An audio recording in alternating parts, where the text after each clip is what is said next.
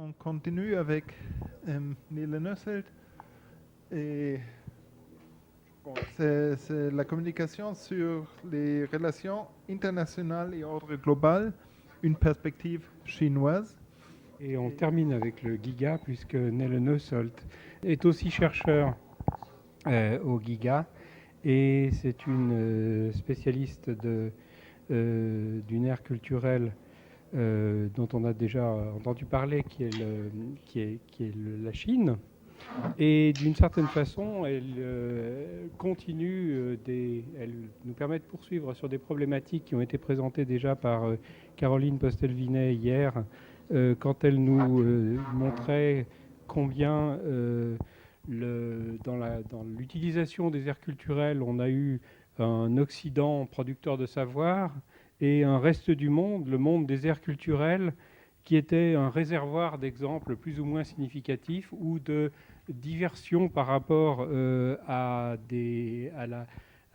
la norme, mais une division du monde. Et d'une certaine façon, elle a souligné avec force hier combien dans les aires culturelles concernées, justement considérées comme objets, cela avait pu occasionner des frustrations.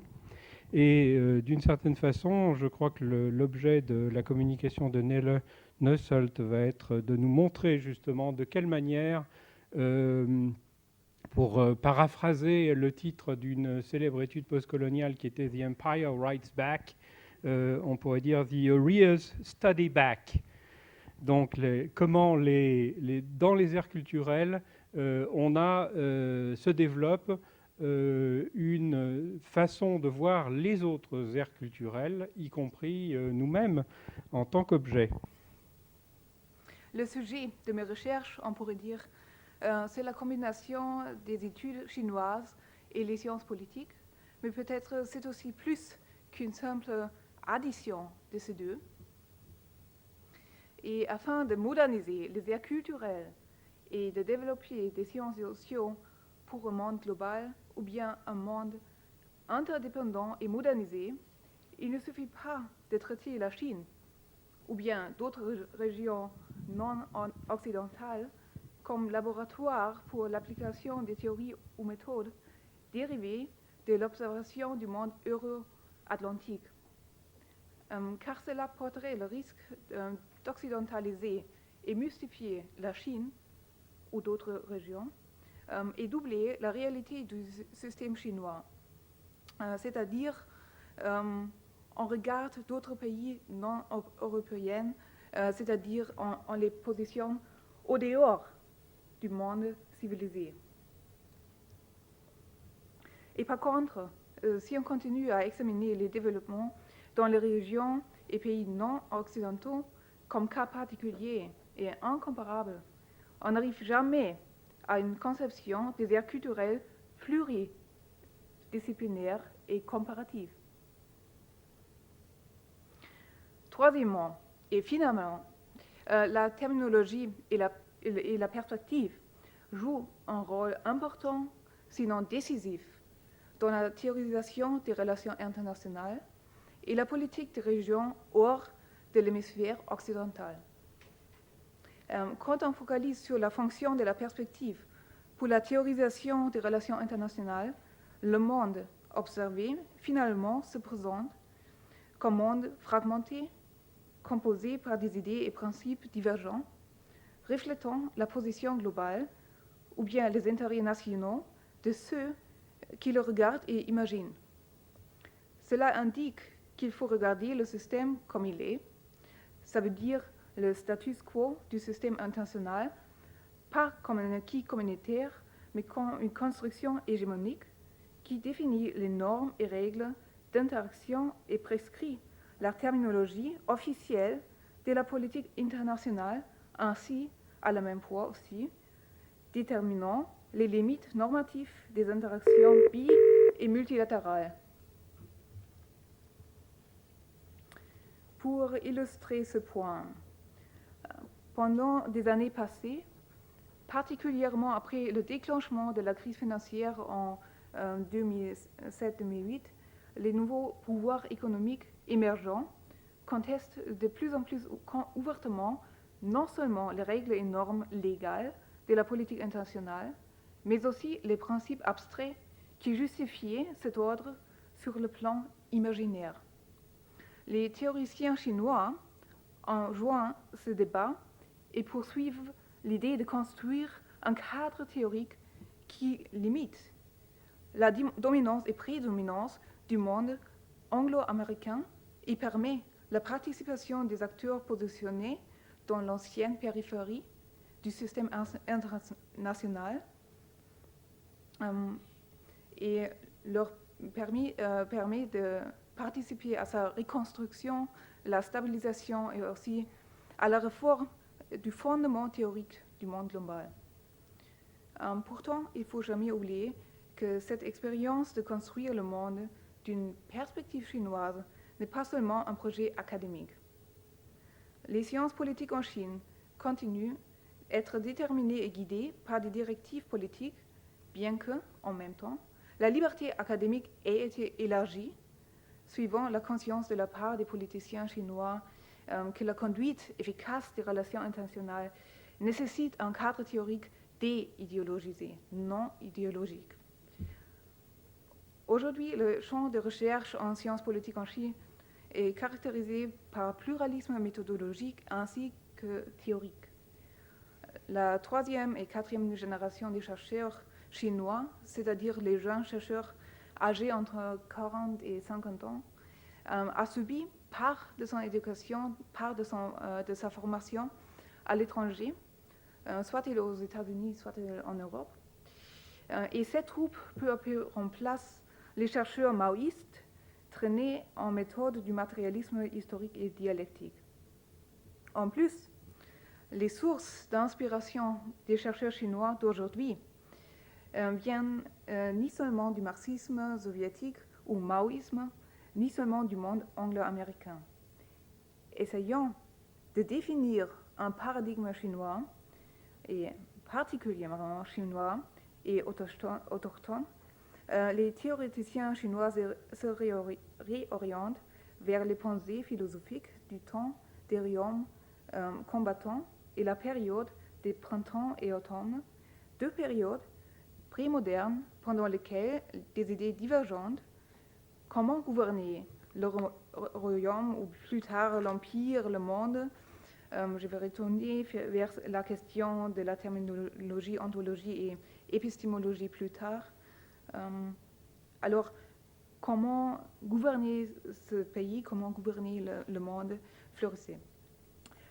L'université de Tsinghua à Pékin était une des premières à conduire des recherches sur l'applicabilité des théorèmes et stratagèmes anciens aux relations internationales contemporaines.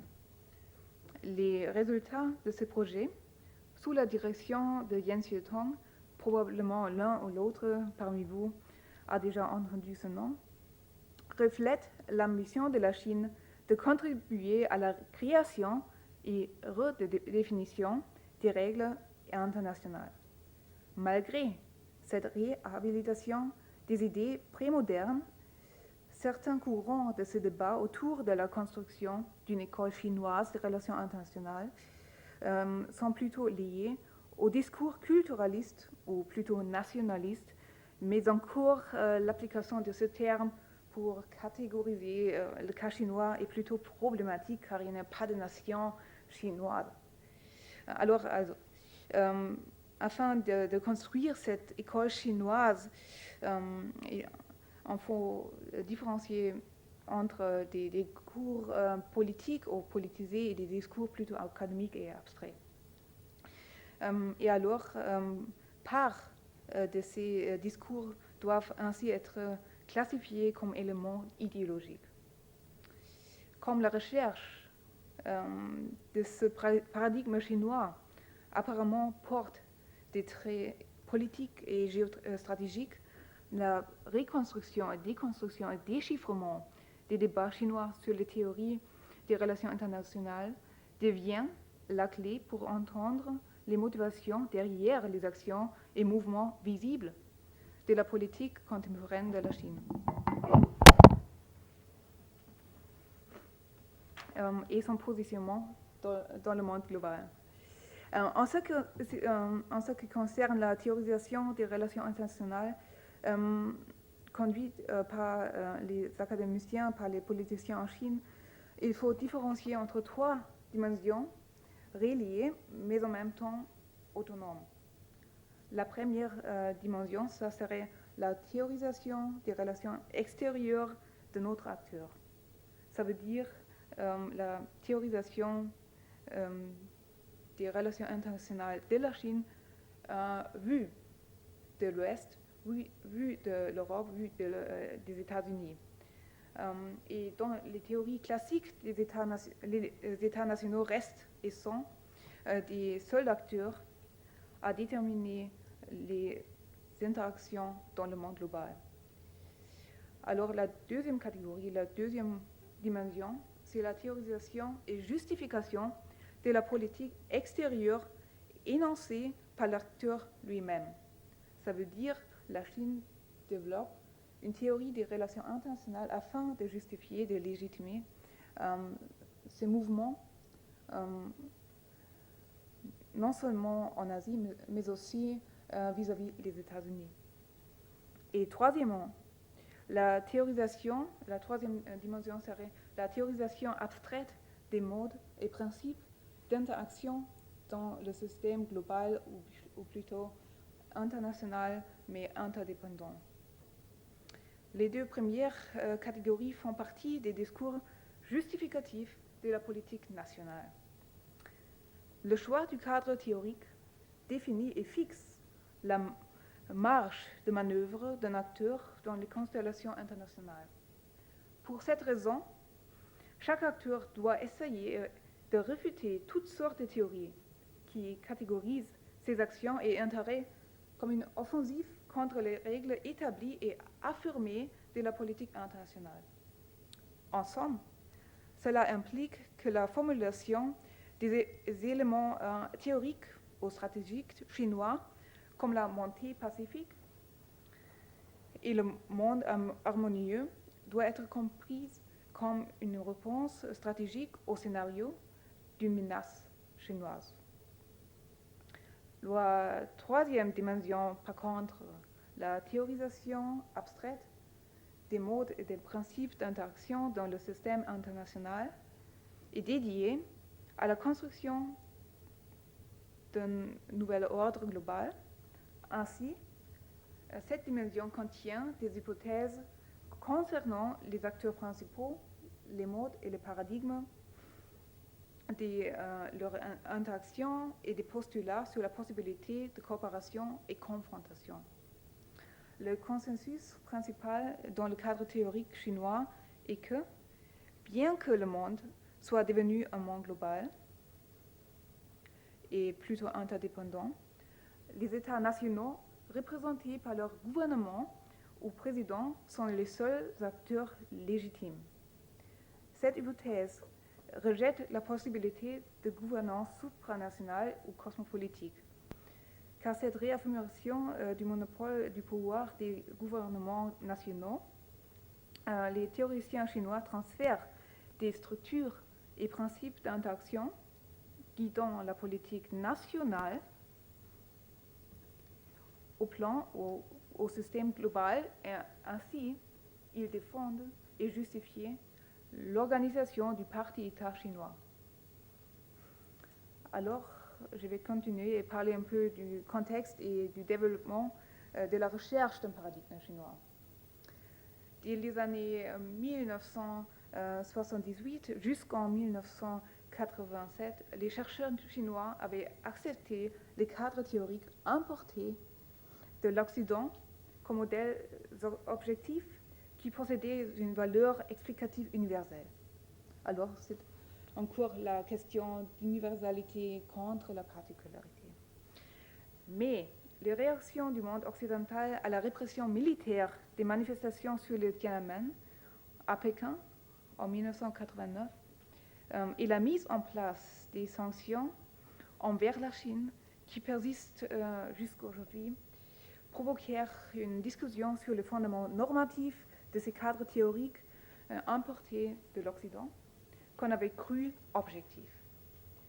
Les spécialistes chinois des relations internationales n'ont pas encore trouvé un nouvel accord concernant les caractéristiques chinoises et comment construire une école chinoise des relations internationales. Les représentants d'une approche marxiste-léniniste, les théoriciens de la première génération, parmi eux il y a Shen Qiren, Liang Xiaodou, Feng Qiujun, défendent l'idée du matérialisme dialectique et du matérialisme historique. Et eux, ils se consacrent à l'analyse de l'économie politique, du néo-impérialisme et des dichotomies mondiales. La deuxième génération, par contre, fait référence aux modèles occidentaux traduits et importés pendant les années 1980. Selon les membres de la troisième génération, les adhérents d'une théorie particulièrement chinoise, les travaux des marxistes-léninistes forment le fondement dans lequel une théorie indigène et chinoise pourrait être implantée et synthétisant les traités de la deuxième génération. La troisième génération constate que ceux-ci insistaient à tel point sur la nécessité de s'adapter aux normes et principes du monde extérieur qu'ils auraient presque lancé un processus d'occidentalisation de la Chine. Non seulement de la démocratisation, l'occidentalisation, c'est plutôt général. Alors, en dehors de ces deux modèles importés, le marxisme-léninisme de l'Union soviétique et les macrothéories conventionnelles ou mainstream du monde américain et européen, les débats scientifiques en Chine proposent de revenir à l'expérience diplomatique de la Chine et à sa philosophie politique afin de bâtir un modèle alternatif. Ce sont les membres de la troisième génération qui retournent à la philosophie chinoise et y ajoutent certains éléments des débats internationaux et refusent fortement toute approche qui exigerait une transformation structurelle du parti-État. Qin Yaqing, à Pékin, distingue trois conditions nécessaires à l'élaboration d'un cadre théorique chinois. Premièrement, ce cadre théorique doit respecter et refléter la culture chinoise. Deuxièmement, il faut qu'il soit fondé sur la tradition historique et les expériences diplomatiques de la Chine moderne. Et enfin, troisièmement, les postulats et hypothèses doivent être distincts des macrothéories, doivent être différents des macrothéories conventionnelles. Après avoir résumé et exposé les différences concernant les hypothèses et thèses principales des théories américaines et de l'école anglaise, Qin Yaqing introduit sa conception d'une ontologie chinoise. Il commence par définir la Chine et son rôle dans la communauté internationale et en déclarant que la Chine est un pays socialiste ascendant qui subit une transformation qui le fait passer de la situation d'un État à l'écart du système international à celle d'un partisan et participation active. Mais comment un État socialiste peut-il interagir et coexister avec des structures capitalistes? C'est un État socialiste. Qin Yaqing démontre qu'aucune méthode des théories conventionnelles ne réussit à décrire et à catégoriser la montée pacifique. La montée pacifique, ça veut dire le développement pacifique de la Chine dans ce monde global. Car selon Qin Yaqing, on peut dire un bouleversement de l'ordre international ou une transformation de la répartition du pouvoir sur le plan international finirait par une guerre entre l'ancien centre hégémonique et les puissances ascendantes ou émergentes. Bien que le libéralisme et le constructivisme permettent une solution non violente, Qin Yaqing souligne que leur hypothèses et thèses sont fondées sur l'histoire diplomatique des États-Unis et n'arrivent pas à décrire ni à anticiper le développement de la Chine et le processus de son intégration au sein du système international sans qu'elle subisse une transformation de son système politique. En outre, la conception chinoise du système international s'oppose à toutes sortes de divisions de souveraineté, voire l'Union européenne, et à tous les modèles qui postulent une diversification des acteurs de et dans la politique internationale.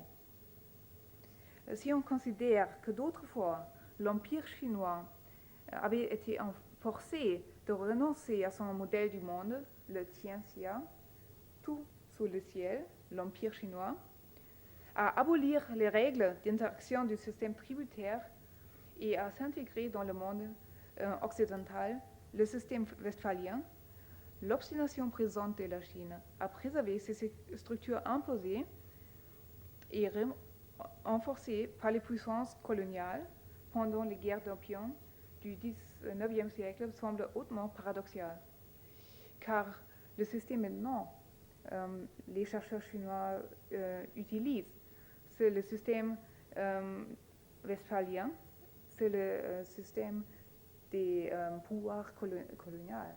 Ce n'est pas un système développé par des chercheurs chinois ou pas le système fondé et enraciné dans la culture chinoise.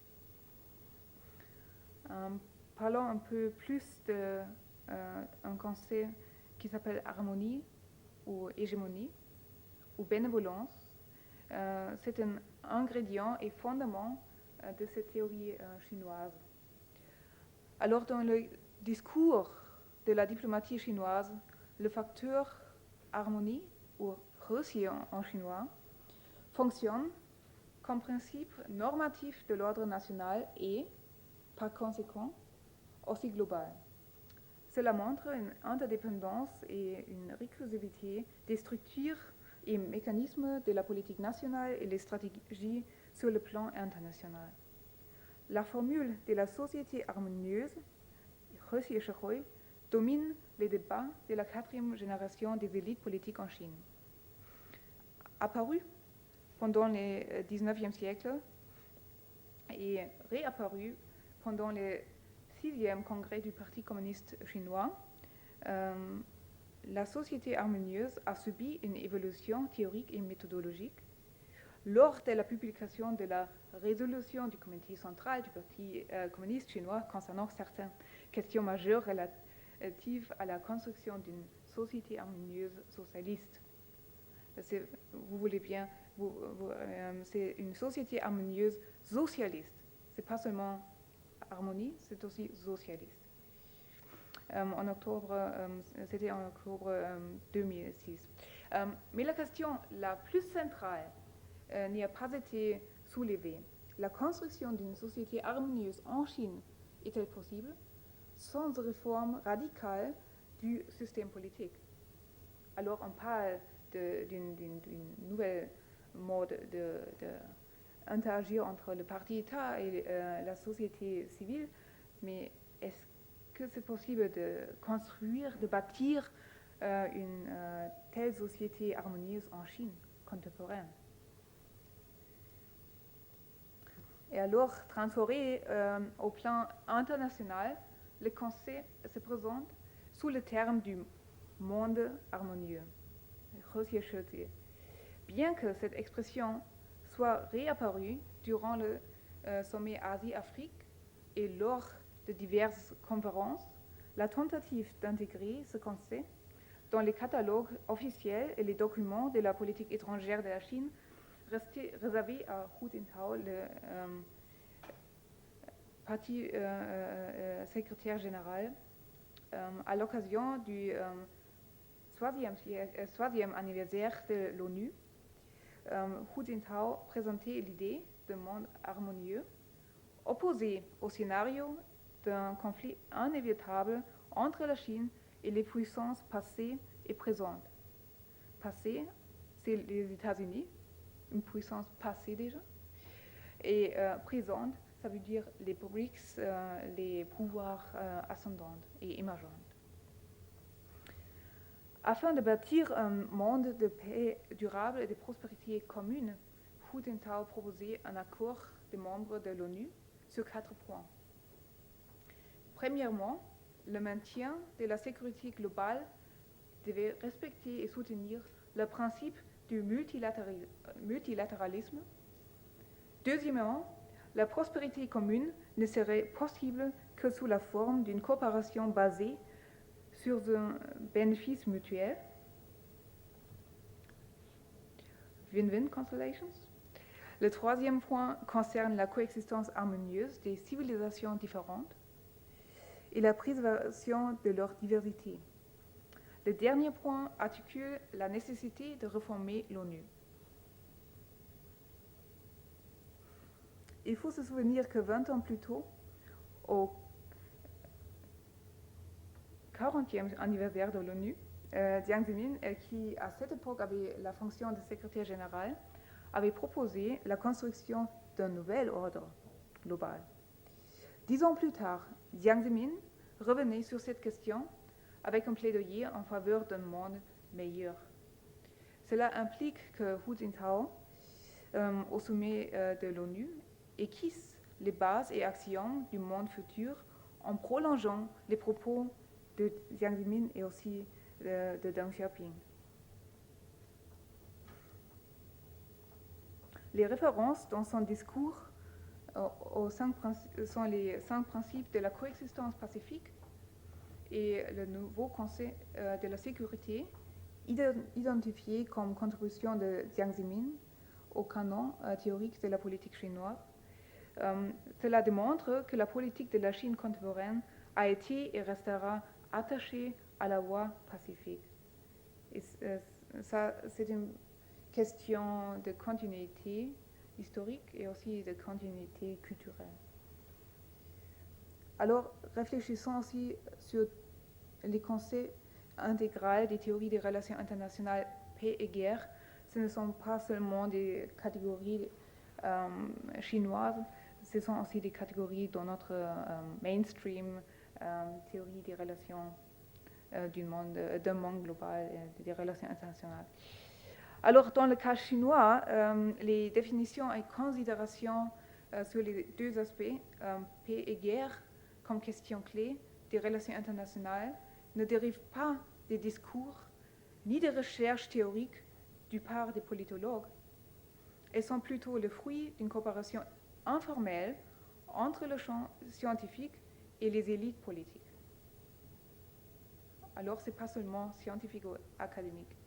Il ne suffit pas de regarder le champ de recherche académique comme instrument manipulable dans les mains des politiciens communistes.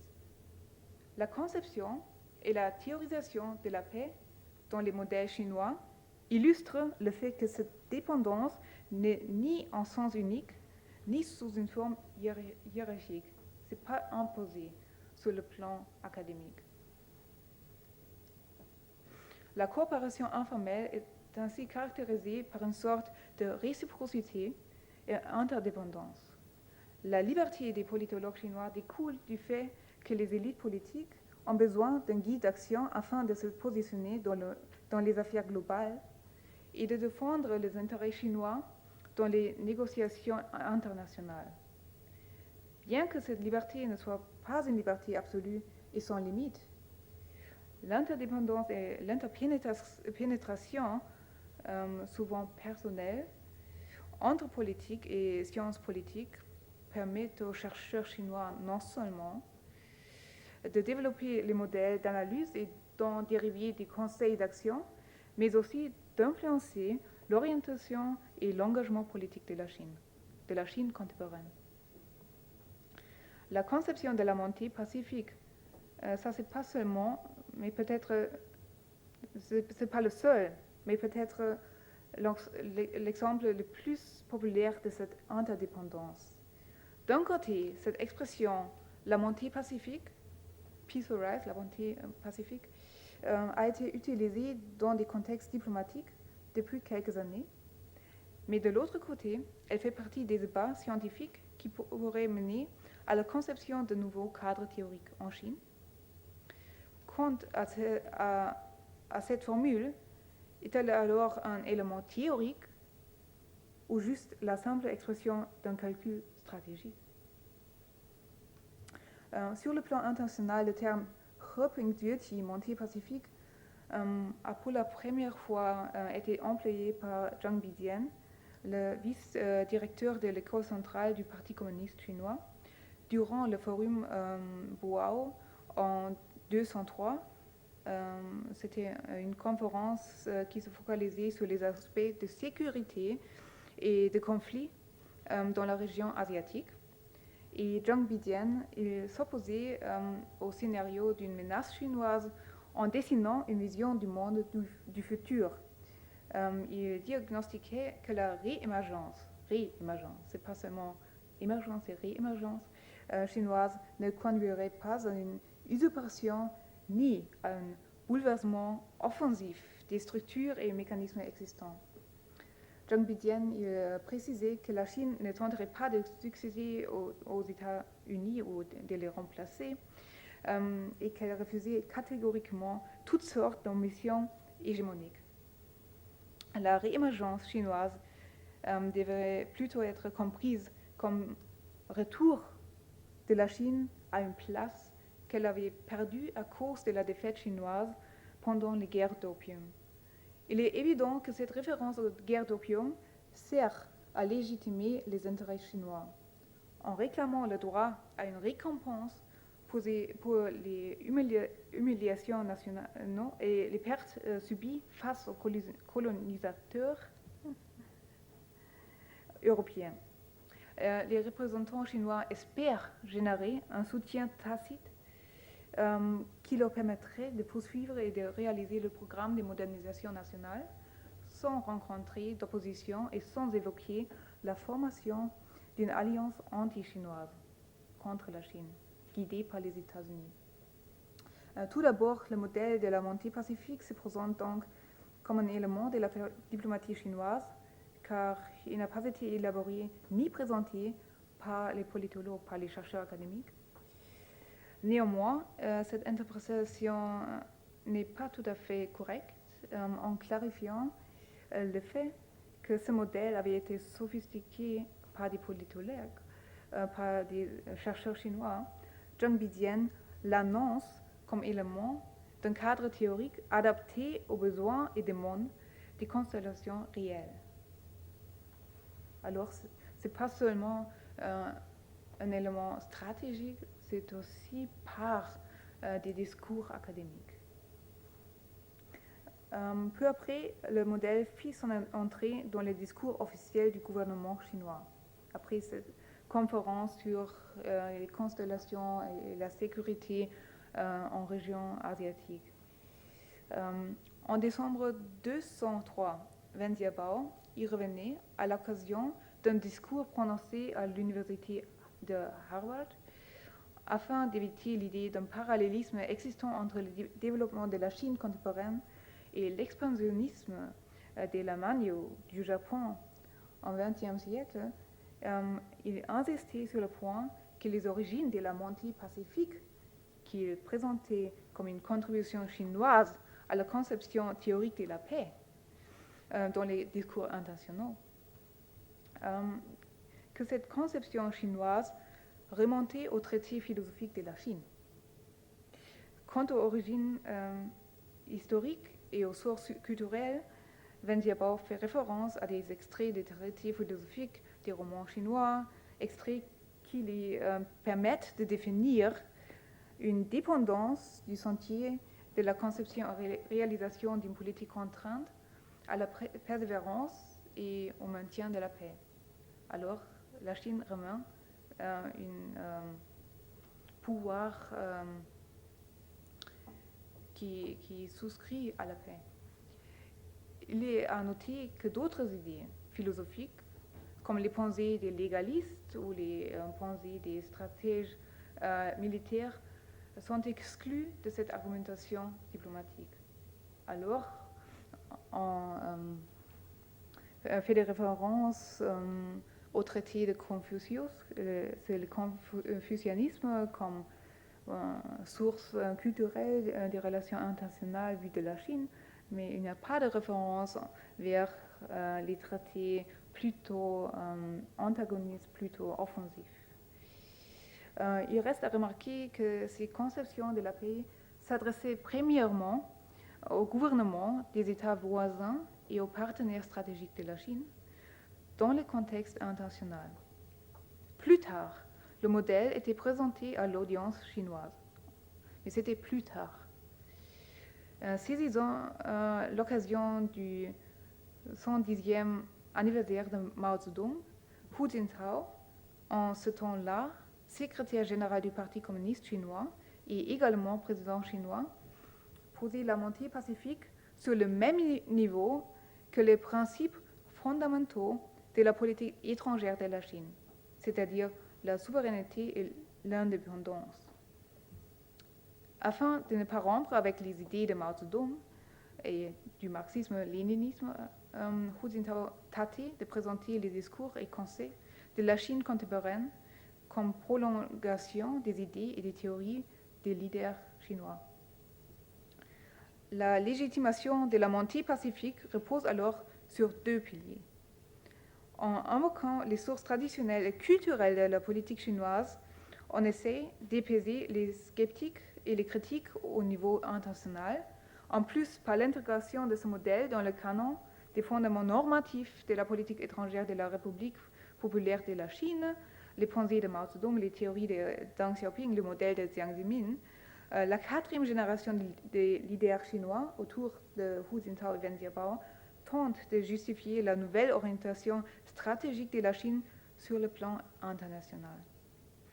Bien que le modèle de la montée pacifique soit probablement un produit des analystes et conseillers des élites politiques, ceux-ci s'engageaient dans son élaboration et dans sa concrétisation seulement après les élites politiques l'avaient introduit auprès du public national et international. C'est-à-dire, c'était une sorte d'interaction, mais on ne sait pas qui l'avait inventé et qui est responsable de le proposer comme concept non seulement de la Chine, mais d'un élément qui pourrait faire partir d'une théorie globale des interactions et des relations internationales.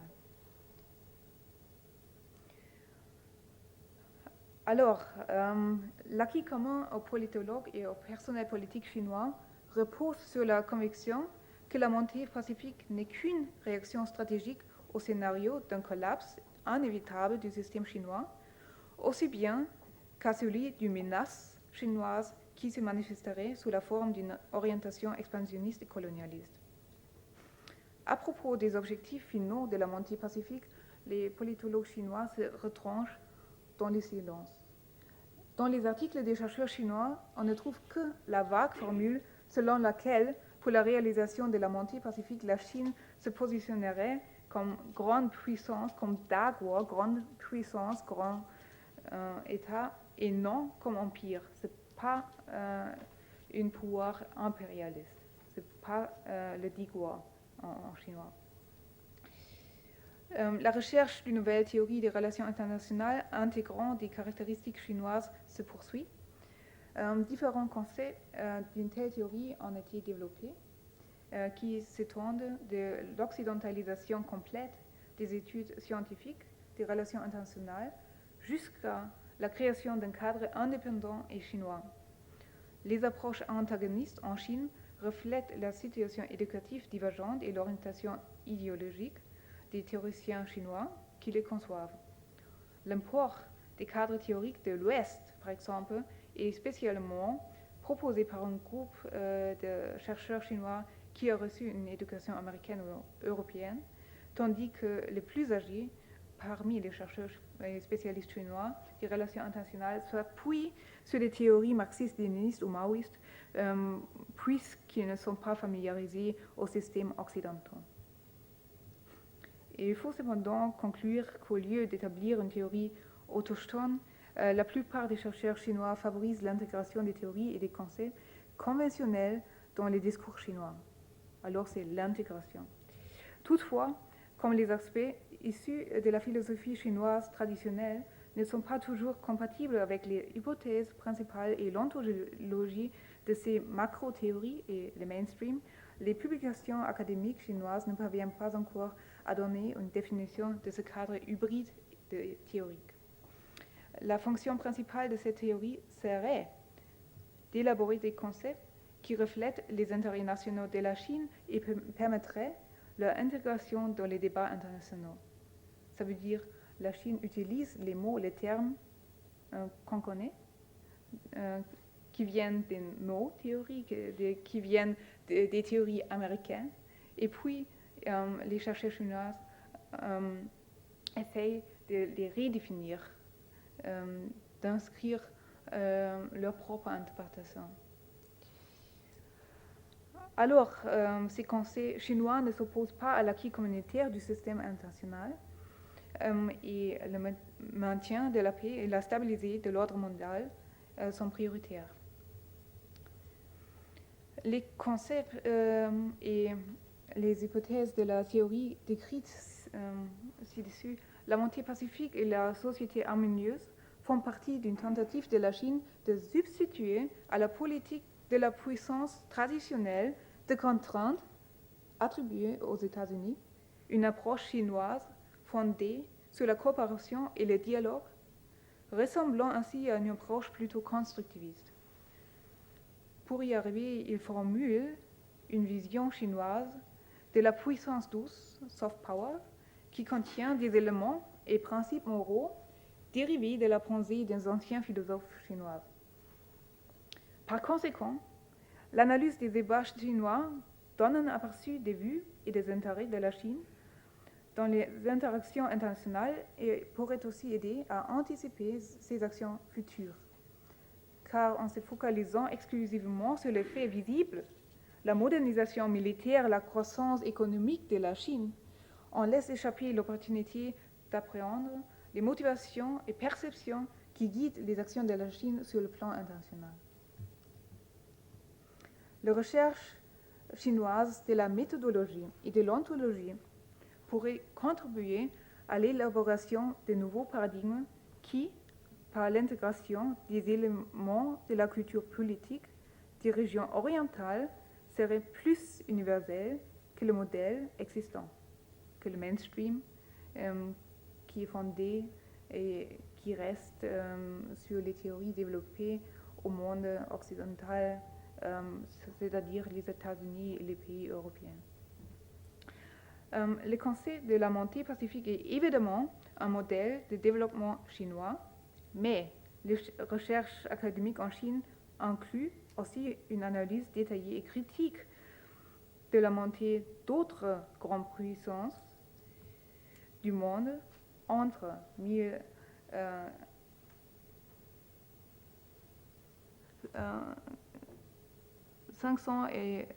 entre le 15e et le 19e siècle en général. En 2006, CCTV, la télévision chinoise, produisait un documentaire concernant la montée, la chute et la remontée des grandes puissances qui reflètent les discussions universitaires et politiques. Et en 2003, il y avait eu par exemple un séminaire aussi du Parti communiste sur la montée des grandes puissances en général. Ainsi, comme la montée pacifique d'autres États,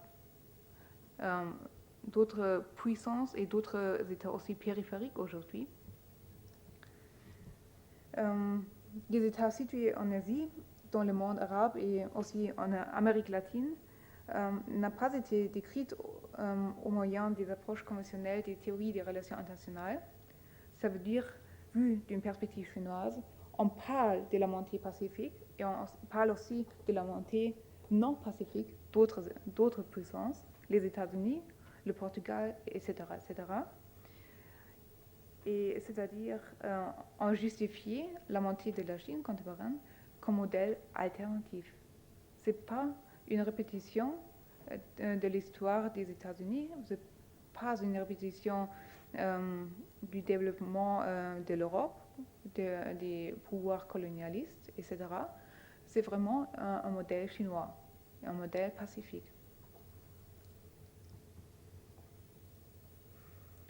Alors, enfin, je voudrais commencer, ou plutôt parler encore des théories nationales et relations internationales. C'est-à-dire, il y a plusieurs théories sur l'ordre du monde. Ce sont des théories nationales et pas internationales.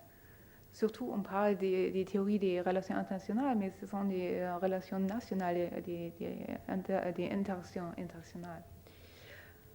Alors, l'émergence et la persistance du débat scientifique sur la possibilité ou même la nécessité de construire un cadre théorique universel et pourtant spécifique aux pays concernés n'est pas seulement un phénomène limité au cas chinois.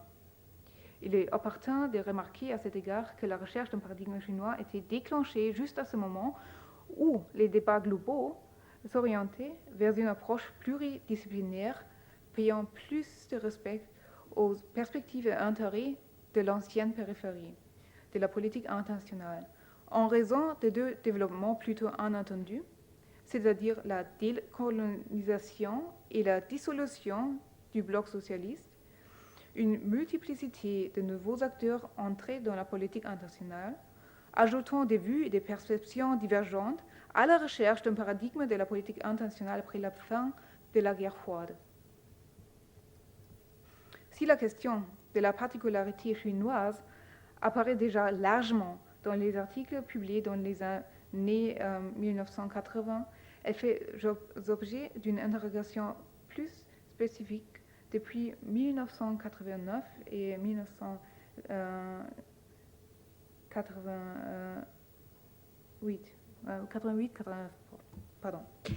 Il existe donc un parallélisme remarquable entre les recherches conduites par les politologues chinois et les débats mondiaux. Il faut se rendre compte que cette approche, qui consiste à rompre avec les paradigmes et catégories traditionnelles, ne peut pas être considérée comme conspiration idéologique tendant à un bouleversement des règles et lois d'interaction de la politique internationale.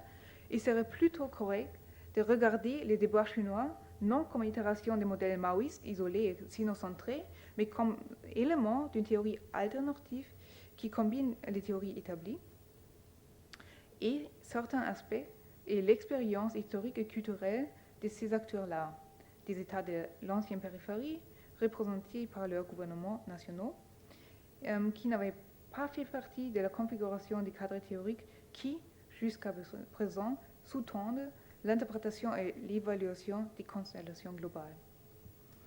Alors, d'un côté, le projet de remplacer les modèles maoïstes par les cadres théoriques plus pragmatistes, qui était lancé au début de l'ère des réformes en Chine, pourrait avoir comme résultat la construction d'un paradigme autochtone chinois, particulièrement chinois, des relations internationales. De l'autre côté, il pourrait en même temps aussi conduire à l'intégration et à l'absorption des théories avancées par la communauté scientifique mondiale dans le contexte académique chinois. La recherche d'un nouveau paradigme chinois est ainsi positionnée entre les deux extrêmes de la particularité et de l'universalité. Merci.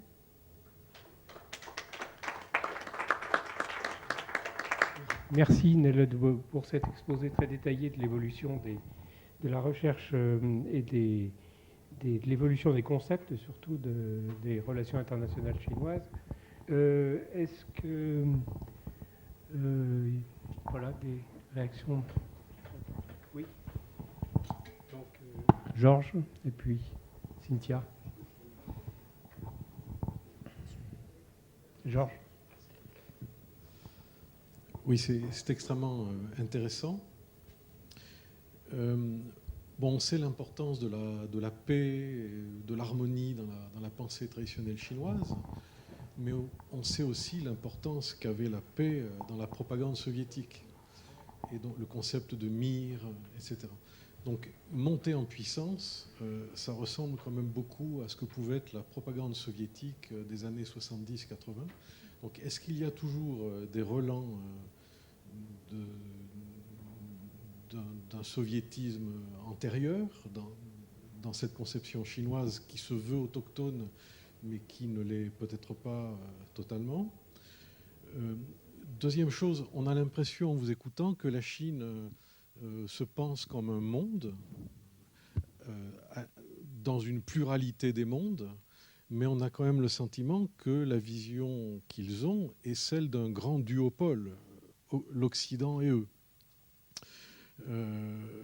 Alors, justement, quelle est la place de la Russie dans cette vision ? Est-ce que j'ai raison de percevoir l'idée d'un duopole ? Et beaucoup d'historiens occidentaux en ce moment, je pense à Pomerantz ou à Brooke, etc., tous les ténors de la global history essayent de nous convaincre que toute l'histoire se résumerait à un duopole Chine-Occident, avec une grande parenthèse qui commence avec la guerre de l'opium et qui serait maintenant terminée. Et on a l'impression que ces théoriciens chinois vont un peu dans le même sens. En fait, c'est un jeu à deux entre l'Occident et la Chine. Mais alors, comment se place la Russie dans cette vision ? Est-ce qu'elle est considérée comme occidentale ou pas ? Et puis, que devient la nation ? Parce que vous n'avez le concept de Minzu qui était apparu à la fin du 19e siècle, à la suite de la défaite face au Japon en 1895, qui est réutilisé par Sun Yat-sen, c'est-à-dire la nation à l'occidental et même à l'allemande en réalité. Ça vient du Minzoku japonais. Que devient la Chine en tant que nation ? Est-ce qu'elle est plus un monde qu'une nation aux yeux de ces théoriciens ? Et puisque vous avez parlé de guerre et paix,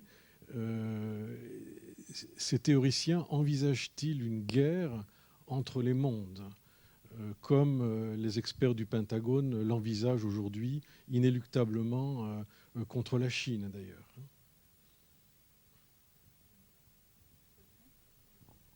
Merci. Oui.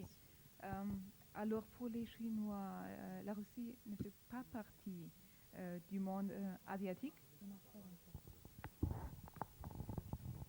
Ok.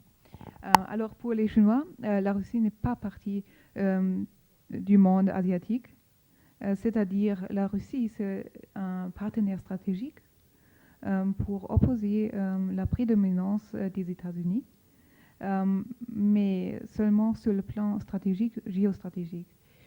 Et quand on regarde l'essai de la Chine de construire un nouvel ordre mondial, ça veut dire ça ne serait pas un jeu à deux, ça ne serait pas un monde bipolaire, c'est plutôt le pluralisme, multilatéralisme, c'est un monde composé de 5 ou 6 ou 7 pouvoirs émergents et aussi pouvoirs, on pourrait dire, de l'Ouest, c'est-à-dire les États-Unis, Europe, l'Union européenne, la Russie, le Japon et aussi la Chine. Mais comment est-ce qu'on peut expliquer qu'on voit maintenant un rapprochement entre la Chine et la Russie ? C'est un peu paradoxe parce que les chercheurs chinois expliquent que pour la Chine, la seule solution, ça serait de coopérer avec les États-Unis afin de construire un ordre global qui ne finirait pas avec une guerre entre les 2 ou 3 ou 4 mondes.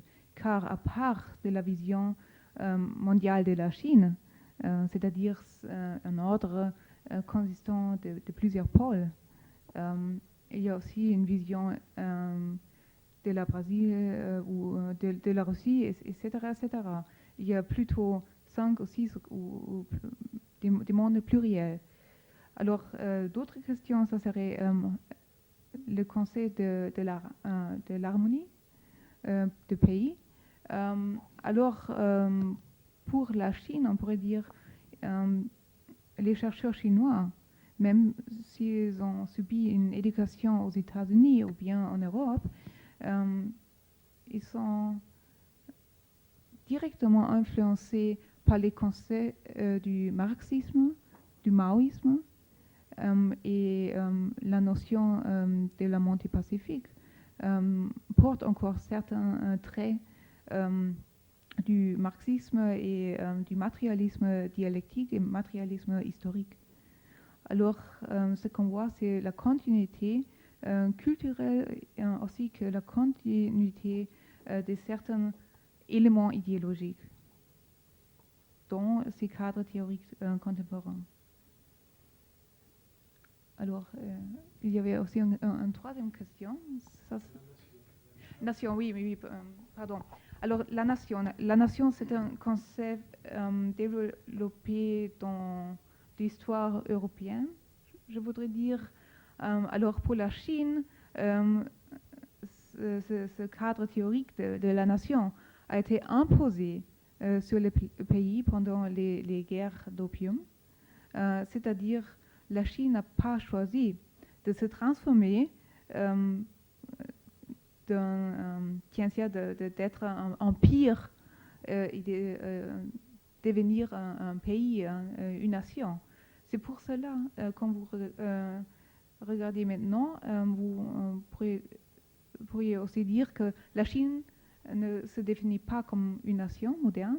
Ce n'est pas une nation comme la nation française ou la nation allemande. C'est plutôt une nation-civilisation. Qu'est-ce que cela veut dire? Il y a des philosophes africains qui expliquent qu'aujourd'hui, il faut retourner au 19e siècle, quand la Chine a été forcée de se transformer, de se moderniser selon les règles imposées par l'Ouest. Et alors, l'idée du monde, l'idée de la Chine comme centre civilisé de ce monde, dans ce Tianxia, dans ce monde, qui ne connaissait pas les pays européens. Les pays européens, c'était les pays barbares, en dehors de la civilisation chinoise. Alors, il faut retourner à ce moment-là et définir la Chine comme centre du monde contemporain d'aujourd'hui, un centre d'une théorie alternative. Et c'est-à-dire, la Chine n'est pas une nation, c'est une nation et aussi quelque chose de différent. C'est-à-dire, une civilisation, c'est plutôt quelque chose fondé sur la culture, la littérature. C'est pas une force, pas une puissance qui imposera ses règles sur d'autres nations. Par utilisant le concept de nation-civilisation, la Chine essaie de convaincre d'autres pays d'accepter la montée pacifique.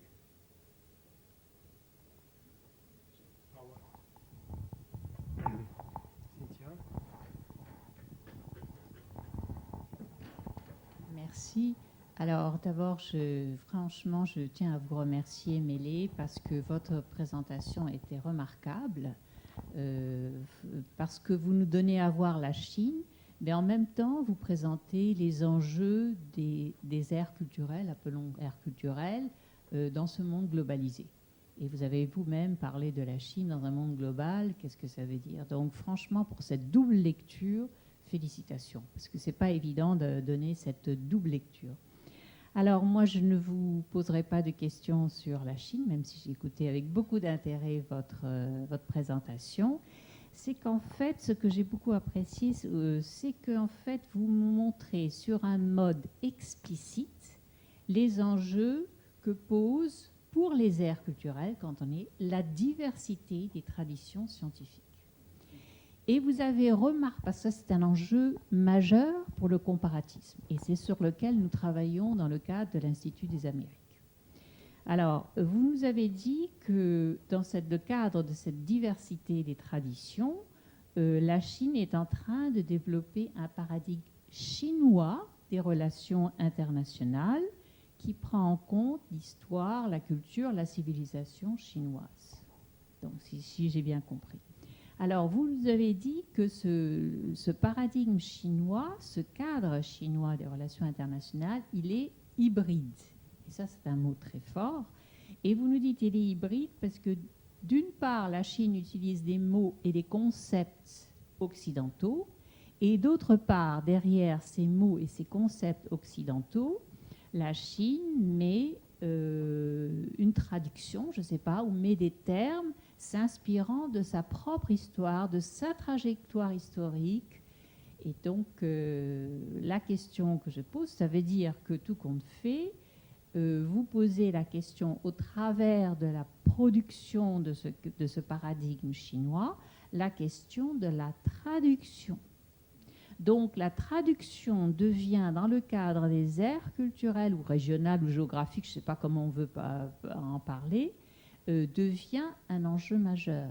C'est-à-dire que pour nous, pour comprendre à l'avenir la Chine, et même si la Chine utilise des concepts occidentaux, on aura besoin des experts de la Chine pour nous traduire le sens qui est mis derrière les mots et les termes.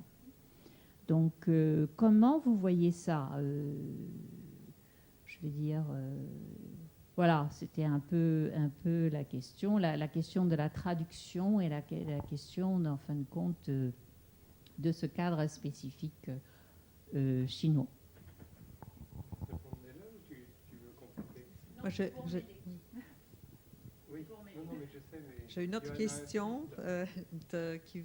qui sera une question par un autre biais. En vous écoutant sur ce discours, je comprends que votre recherche porte sur le discours de chercheurs qui se mettent au service des spécialistes des relations internationales, c'est-à-dire des politiques, si j'ai bien compris. Il se trouve que j'ai analysé les retombées de ces travaux dans un pays d'Europe centrale lors des voyages officiels des diplomates de ce pays en Chine. Donc j'ai lu, en l'occurrence en polonais, des œuvres de ces spécialistes chinois sur la Chine.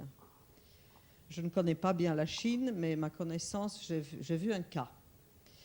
Et en vous écoutant, je me suis posé la question sur une donnée qui m'interpelle, qui est l'instrumentalisation politique de la recherche ou de la pseudo-recherche. Et je dis pseudo avec insistance parce que je travaille sur la langue de bois, notamment dans les régimes marxistes.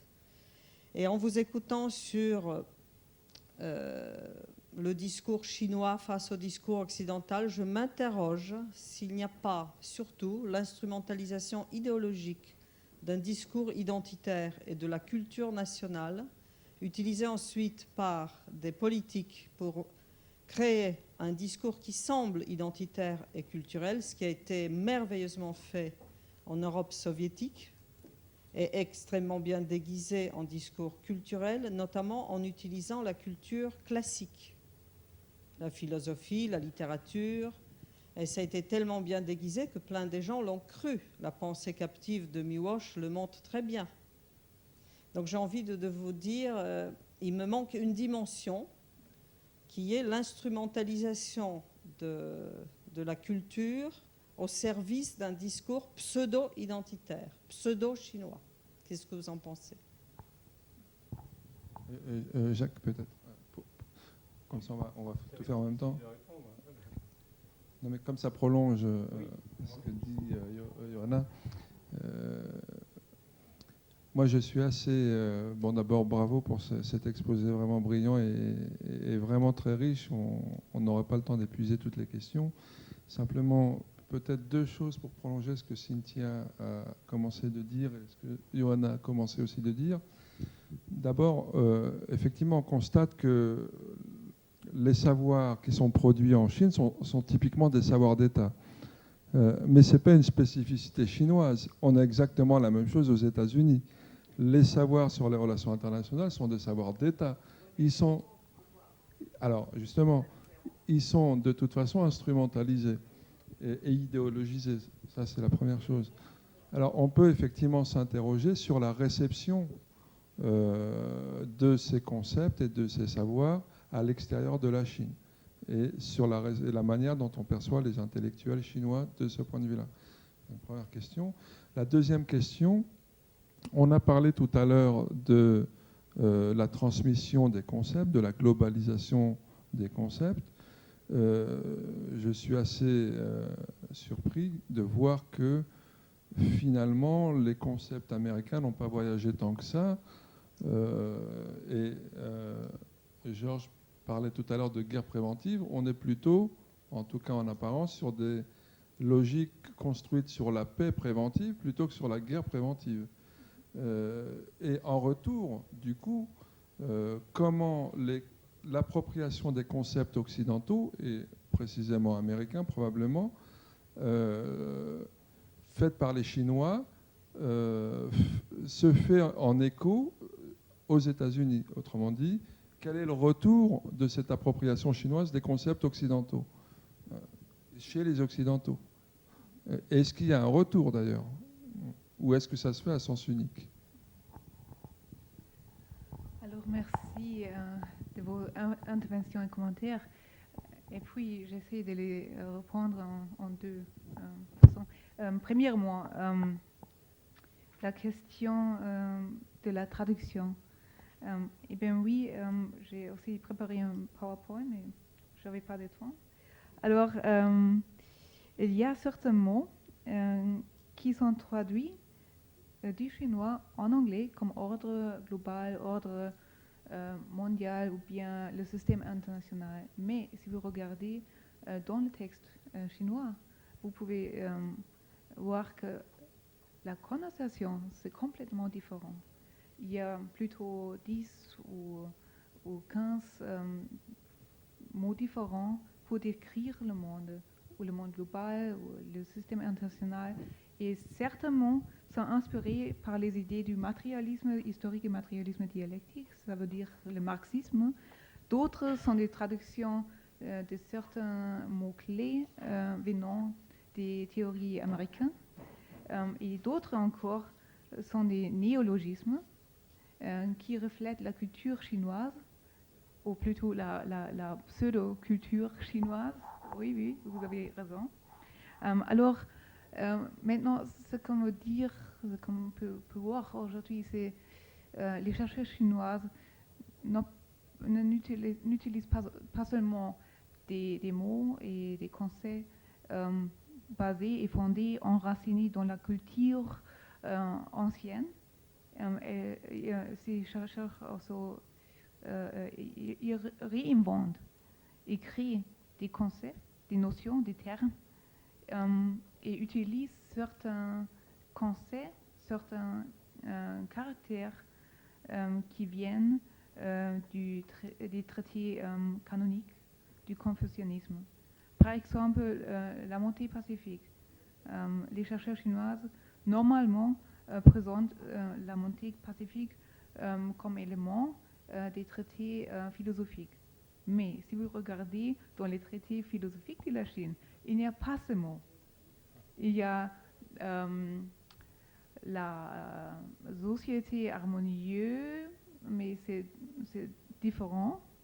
Il y a une communauté harmonieuse, mais il n'y a pas ce mot qu'on utilise maintenant, dans notre jour.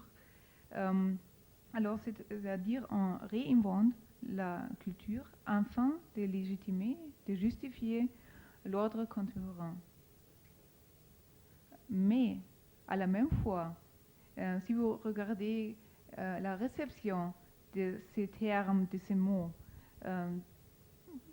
dans la région asiatique, on pourrait dire que même si ces termes sont des néologismes, il y a un certain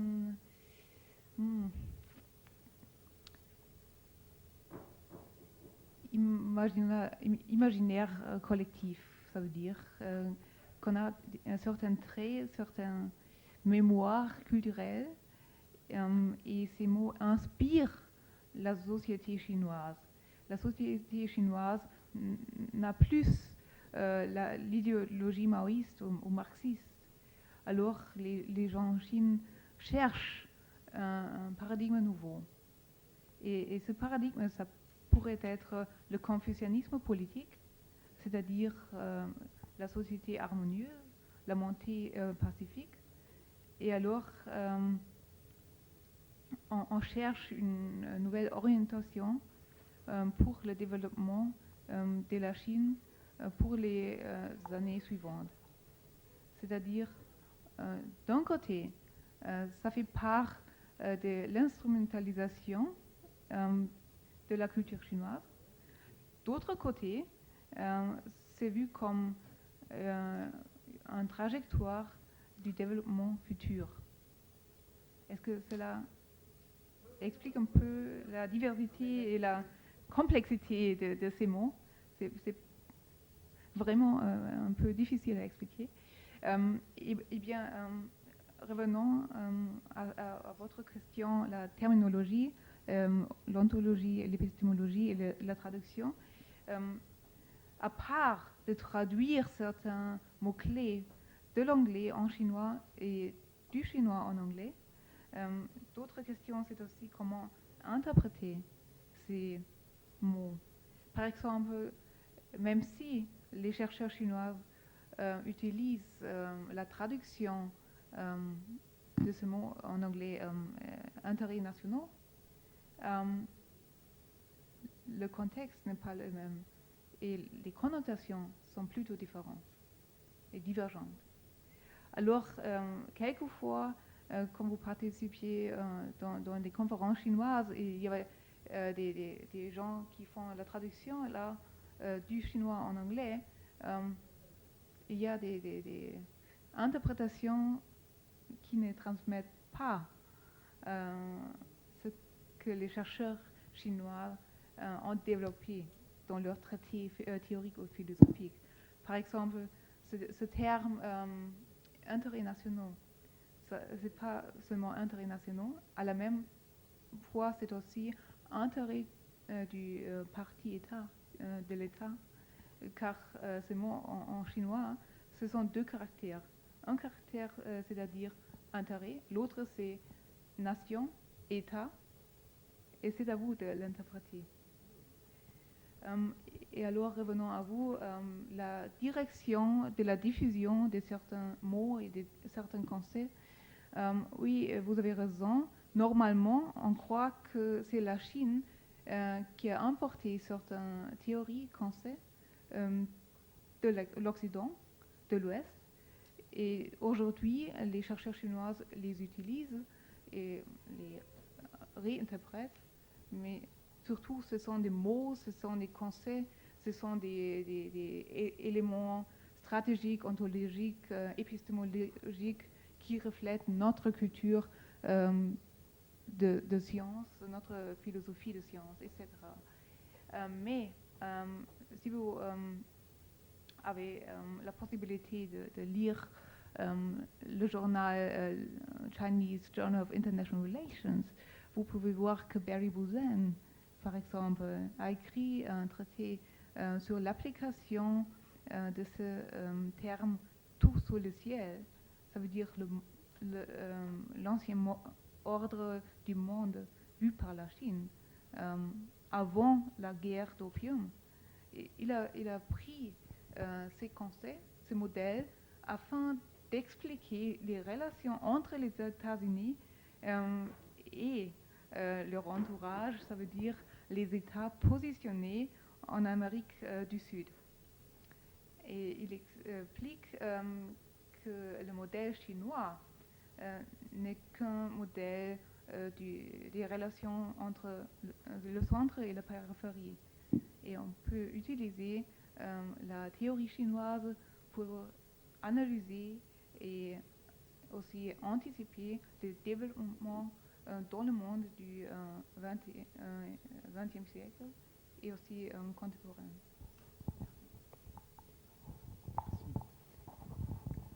Moi, j'avais une petite j'ai été frappé par ce terme de la montée pacifique, qui est une belle métaphore. Et il faut comprendre montée comme en fait métaphore d'une progression dans le temps, non? Ou autre chose. Oui, la montée pacifique, oui, c'est aussi le problème de traduction. Et oui. ça veut dire duty, but the term duty pour monter, well, it's my, c'est probablement le progrès, alors, mais pas seulement le progrès, c'est un développement qui ne finira jamais, qui n'a pas de limite. Mais qui se déploie quand même dans le temps. Et alors, c'est peut-être un parallélisme, mais par rapport à une conception des aires culturelles qui serait une espèce de répartition du monde en grande masse, qui serait une répartition spatiale, là on aurait une idée peut-être plus chronologique de grands ensembles qui succéderaient dans la maîtrise du monde. Alors, il y a certains scénarios en Chine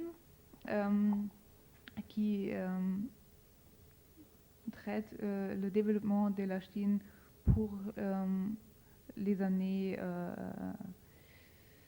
entre l'établissement du parti-État et la fin de cette montée pacifique. Et ce sont des projets, des plans pour une dizaine d'années. Ça veut dire en 210, la Chine a réussi à être un des superpuissances équivalent aux États-Unis, et après en 2012 ou 2013 encore d'autres limites, d'autres objets, etc.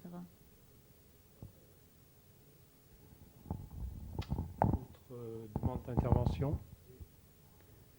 Georges ? Oui, c'est très intéressant de voir l'utilisation de sous le ciel, Tianxia, mais que devient on parle encore du mandat du ciel de Mencius. Alors, au moment des incidents de Tiananmen, plusieurs intellectuels chinois avaient dit désormais le mandat du ciel c'est terminé en Chine.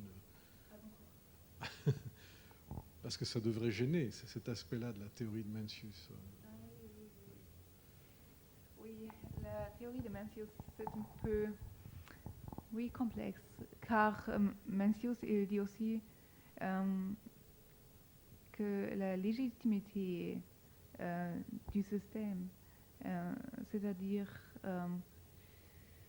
le pouvoir du roi ou de l'empereur ou du parti-État, ça dépend du support de la part de la population en Chine, du peuple en Chine.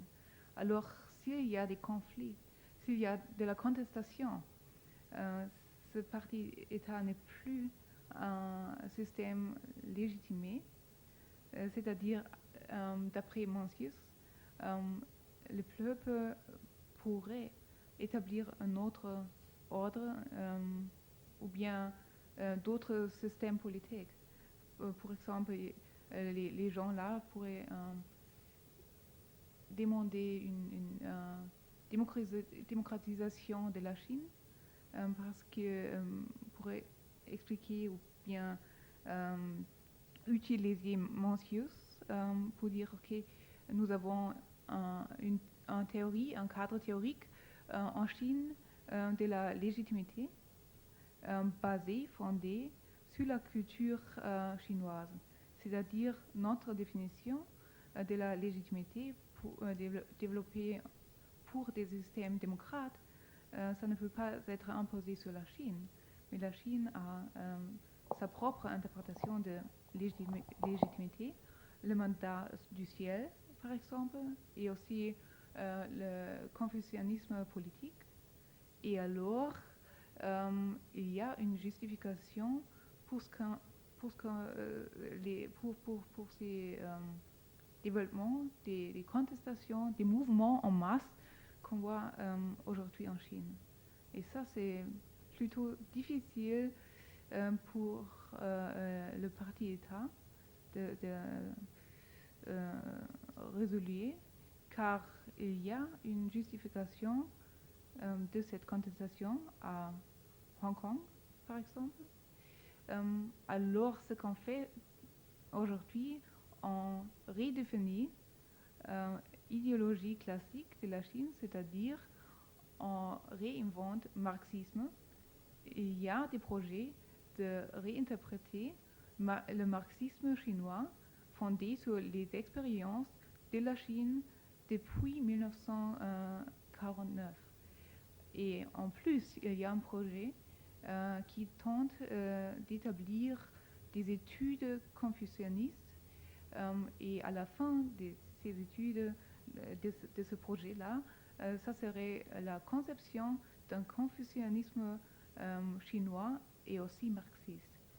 Et alors, c'est plutôt dangereux de retourner envers les traités de Mencius ou Confucius. C'est pour cela que le parti État lui-même essaie de réinterpréter les fondements idéologiques du parti État, et non seulement du parti État, mais aussi de la civilisation chinoise, alors de la pseudo-civilisation chinoise.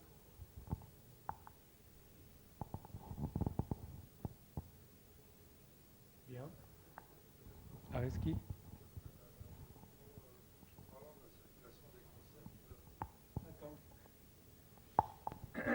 En parlant de la circulation des concepts, comment les intellectuels chinois ont reçu le concept de BRICS?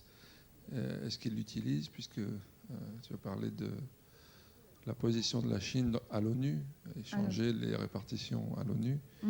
Et donc, comment est-ce que le concept de BRICS est accueilli en Chine? Ah oui, oui, oui. Alors pour la Chine, le concept de BRICS, ça veut dire, ça fait partie de ce monde multipolaire. Et seulement s'il y a des pôles, à part des États-Unis, on peut construire un monde plutôt juste et qui n'est plus dominé par une seule force, c'est-à-dire par l'Ouest, et le cadre théorique idéologique venant de l'histoire européenne.